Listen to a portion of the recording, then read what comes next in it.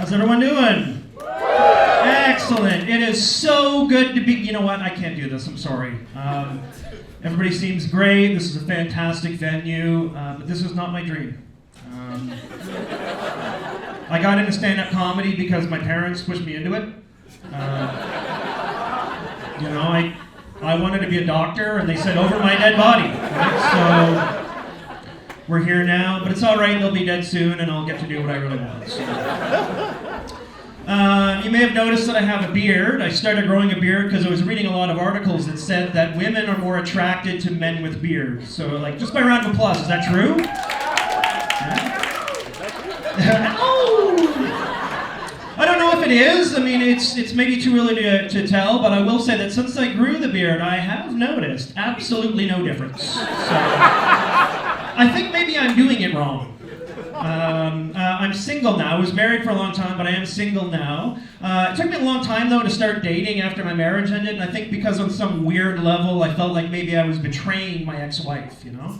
And that lasted right up until the first time that I slept with someone else, and then I was like, oh yeah, sex is neato. I'd like to get more of that. You guys tried the sex? It's really good. If you haven't, give that a try. This being 2020, of course, if you're dating, you have to be on the apps. Anybody using dating apps in here? Yeah, no one ever admits to that. Right? There's 200 million people in Canada using them, but oh God, not me, no. I have far too much self-respect for myself. I originally started on Grindr, but that was because I incorrectly thought it was called Grind Her. So it ended up being a very different experience than what I was expecting. Not bad per se, just very different. A lot more penis, I guess, is the takeaway from that. Recently decided to switch over to Tinder, and so far it's going not well. Not well at all. If you're not familiar with Tinder, don't try it. It's horrible. I hate Tinder, for a lot of reasons, but basically two main reasons why I hate Tinder.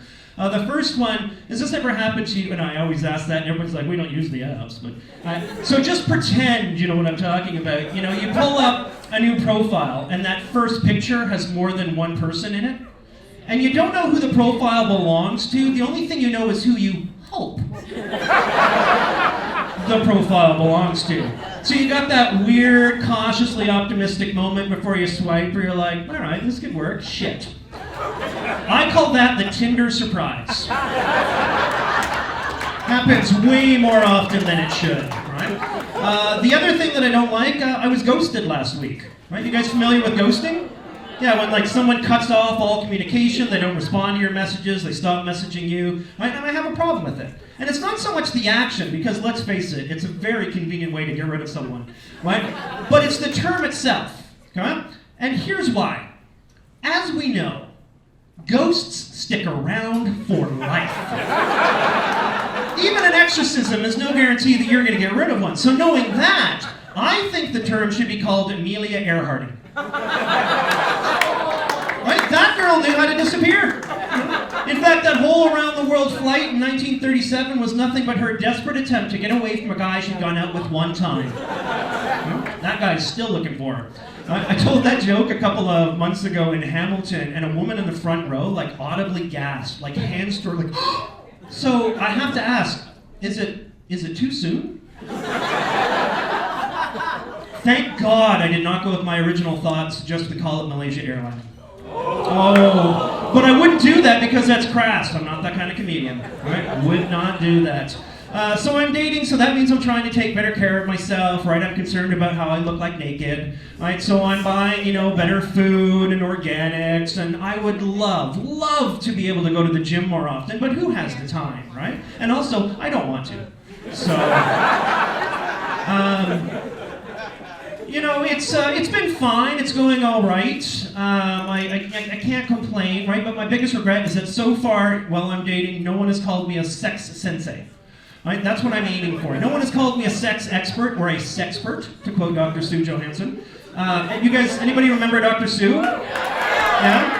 For those of you not familiar, Dr. Sue had a TV show a few years ago. It was sort of like getting extremely graphic sex advice from your great-grandmother. So, I want to check that out on YouTube. It's not like I've had any complaints in that department. I would describe it like this.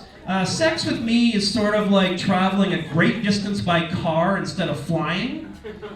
It'll take a lot longer, but I will eventually get you to where you need to go.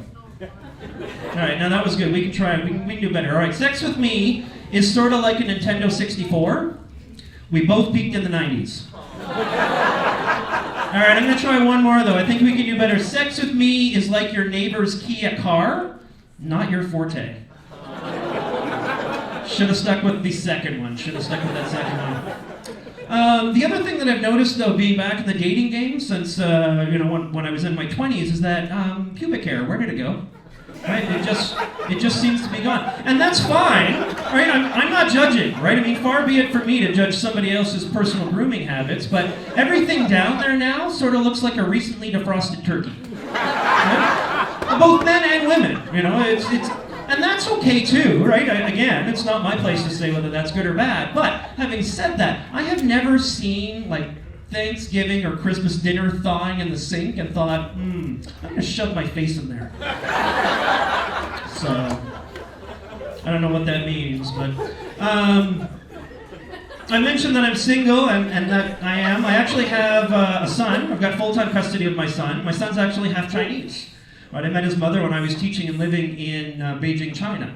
And now that she and I are no longer together and he and I are back here in Canada, I try and do everything I can to sort of maintain and celebrate that aspect of his identity. So we celebrate all the major Chinese holidays, right? Chinese New Year was just last weekend. I like to cook Chinese food at home maybe once or twice a month. And sometimes when we're driving, I'll just swerve into oncoming traffic and slam on the brakes real hard for no reason. I just want him to stay connected to that part of who he is. Am I a hero? I mean, that's for you guys to decide. I think we can all agree, though, that I'm a very, very good dad. And I think I'll leave it with that. I've been Bryan Johnston. Thanks so much, guys. Enjoy the rest of the show.